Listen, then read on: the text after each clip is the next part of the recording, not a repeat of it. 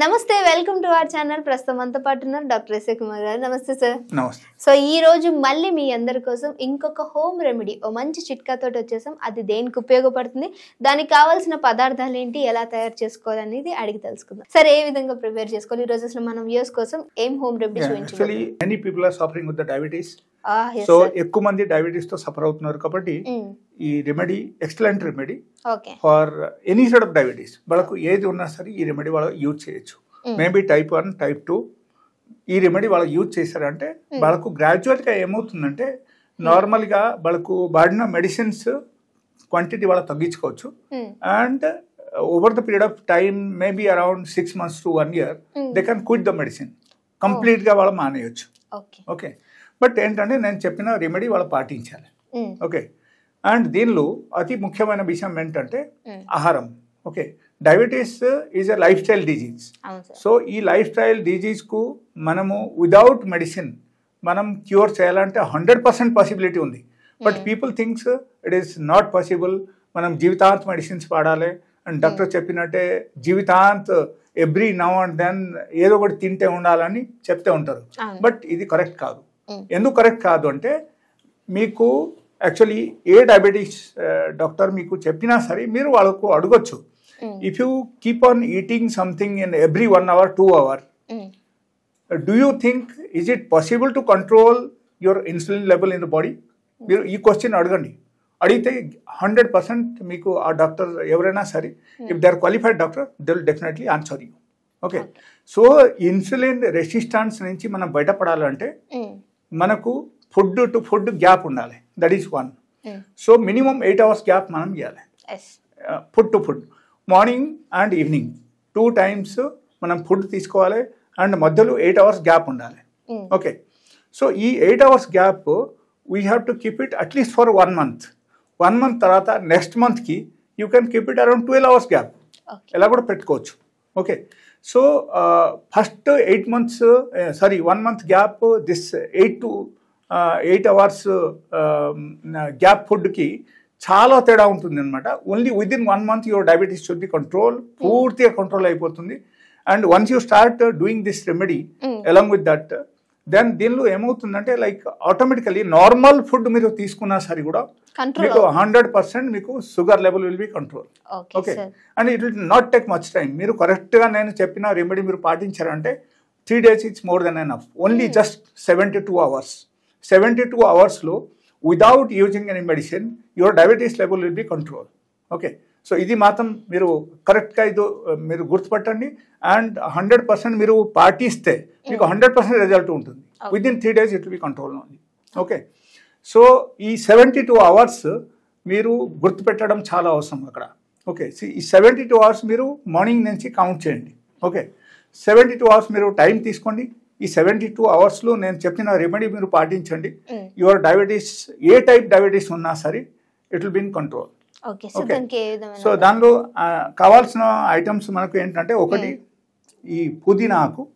Okay, and రెండోది కొత్తిమీర ఆకు. ఓకే, అండ్ మూడోది ఉల్లిగడ్డ. ఈ ఉల్లిగడ్డ మనము ఈ సైజ్ తీసుకుంటే ఒకటి తీసుకోవాలి, లేకపోతే if it is big size you have to take half. Okay, so let us say around 50 to 60 grams red onion. Okay, so ఇది రెడ్ ఆనియన్ మనం నమలుకొని తినాలి డైలీ బేసిస్లో. That is 1. సెకండ్ థింగ్, ఈ టైప్ జ్యూస్ మనము daily 2 times తాగాలి. ఒకసారి పొద్దున తినకముందే, ఒకసారి సాయంత్రం తినకముందే.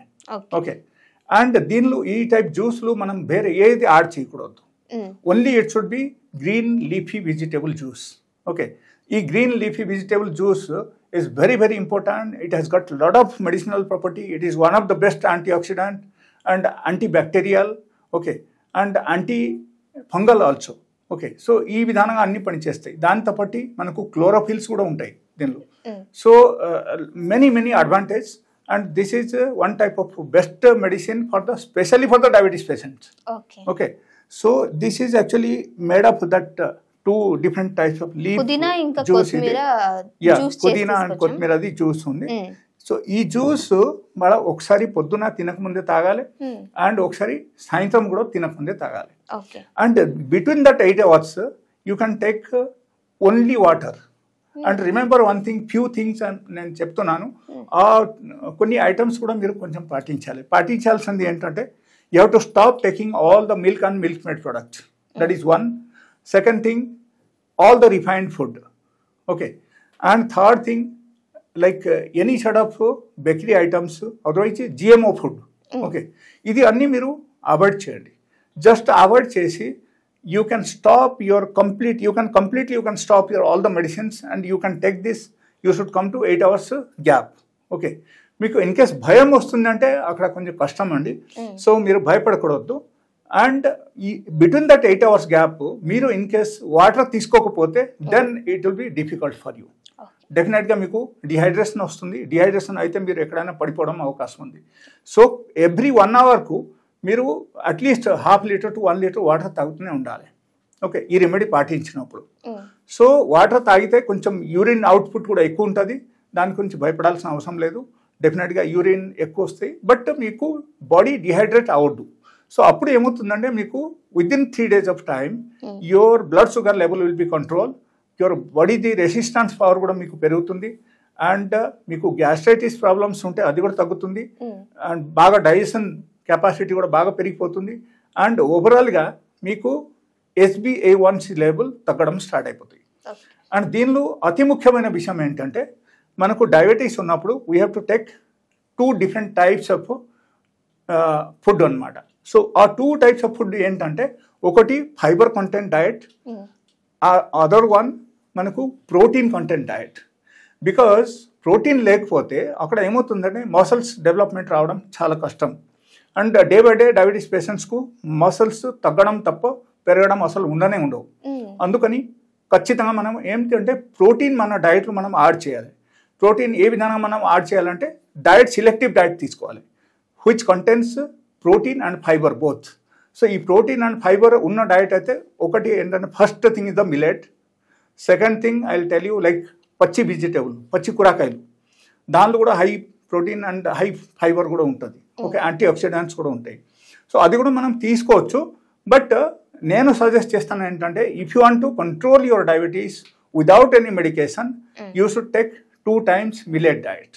మిలెట్ డయట్ ఎనీథింగ్ మీరు తినండి, నో ప్రాబ్లం. దాంతో పప్పు తీసుకోవచ్చు, కూర తీసుకోవచ్చు. అండ్ దాంతో నేను చెప్పిన రెమెడీ కూడా మీరు పాటించాలి.